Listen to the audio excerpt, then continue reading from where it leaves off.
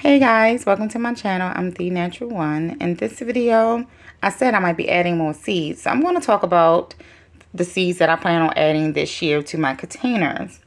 And so far, this is it. Also, I found in my stash Sugar Baby Watermelon. So you know it's an old pack anytime you see that 99 cents on there.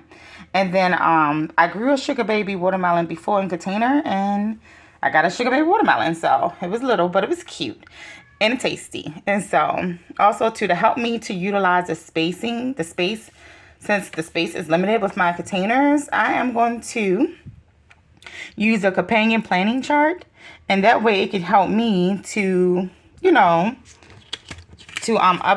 help pair these plants so that way they can get the best out of their lives, okay?